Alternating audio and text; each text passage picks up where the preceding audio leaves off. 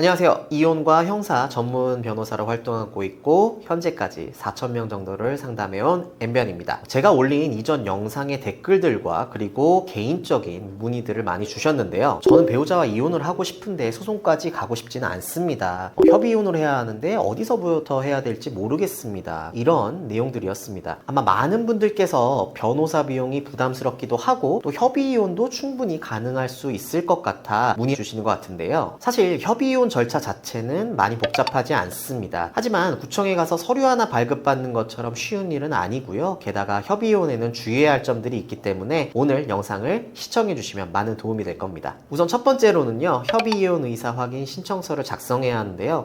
신청서 자체는 굉장히 간단합니다. 인적사항 정도만 적어주시면 되고요. 인터넷에 나온 양식을 프린트해서 바로 사용하시면 되기 때문에 그 부분은 제가 링크를 통해 걸어드리도록 하겠습니다. 두 번째는 신청서를 작성했으면 관련 서류들이 필요한데요. 각자의 혼인관계 증명서, 가족관계 증명서, 주민등록 등본, 그리고 미성년 자녀가 있다면 미성년 자녀 양육에 대한 협의서 역시 필요합니다. 다음으로는 서류가 준비되었으면 이제 법원에 제출을 해야겠죠. 대개는 부부가 마지막으로 함께 생활을 했던 주소지 관할 법원이 됩니다. 일단 저희 사무실 같은 경우에는 바로 앞에 고양지원이 있고 고양시에 계시는 분들은 그 법원에 제출을 하시면 되는데 파주시에서도 고양지원에 제출을 하시거든요. 그것은 왜 그러냐 하면 파주시에는 시법원밖에 없고 상급 법원인 지원, 즉 고양지원에 제출을 해야 하기 때문인데요. 이런 법원 관할에 대해서는 인터넷으로 대법원 사이트만 접속하셔도 금방 확인하실 수 있습니다. 마지막으로 이렇게 법원에 모든 서류를 제출하고 나면 확인 기일이라는 것이 있는데요. 미성년 자녀가 없는 경우에는 1개월, 미성년 자녀가 있는 경우에는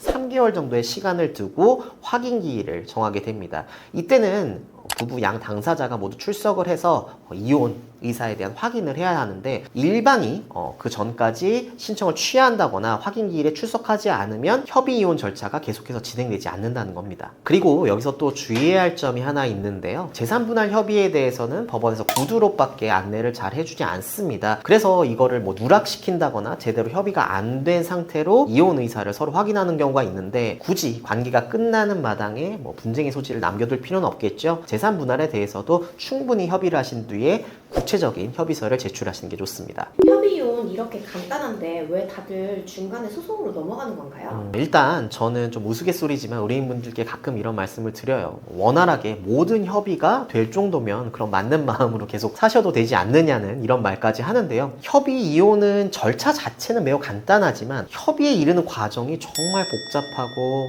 고난의 연속입니다. 더구나 나는 마지막으로 상대를 믿었고 여기까지 정말 깔끔하게 했으면 좋겠다고 생각을 했는데 상대방은 다른 마음을 품고 오히려 상대방이 시간을 끌면서 재산을 은닉한다거나 아니면 다른 꿍꿍이를 품는 그런 빌미를 제공하게 되는데요. 그래서 이혼을 정말 결심하셨다면 협의이혼뿐만 아니라 재판상 이혼도 역시 고민을 하시면서 난 이제 뒤는 돌아보지 않겠다 이런 냉정한 마음도 필요한 것 같습니다. 협의이혼이 끝났는데 상대방이 재산을 은닉한 사실을 알게 됐어요. 그럼 재산 분할을 나중에 받아낼 수 있나요? 물론 대법원 판례에 따르면 이혼 후에도 은닉한 재산이 발견되었을 경우 추가로 분할이 가능하다고는 하지만 사실 관계가 끝난 마당에 찾기가 쉽지도 않고요. 그리고 대법원 판례 역시 2년이라는 기한을 두고 있습니다. 그 안에 정말 상대방이 작정하고 숨긴 재산을 찾아내는 건 어렵기 때문에 협의 이혼을 하실 것이라면 모든 재산을 오픈을 하고 그것에 대해서 하나하나 구체적으로 협의를 하시는 게 좋죠. 협의 이혼 후 아이를 데려올 수 있을까요?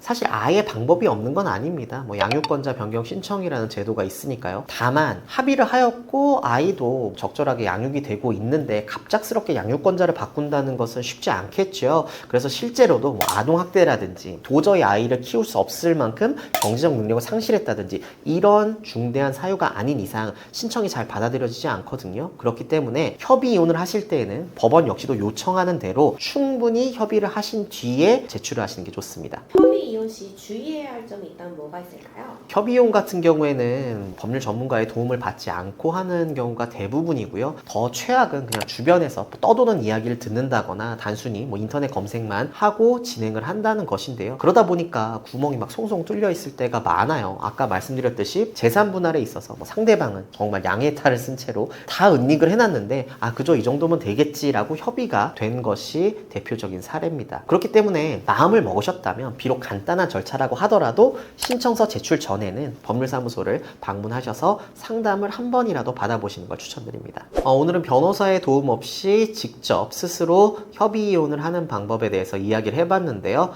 그럼에도 불구하고 변호사의 도움을 받고 싶다고 하신다면 주변에 이혼 전문 변호사를 찾아가시는 것도 좋고요. 제가 이전에 찍어두었던 영상인 진짜 실력 있는 이혼 전문 변호사 찾는 법, 이 영상을 참조하셔도 좋습니다.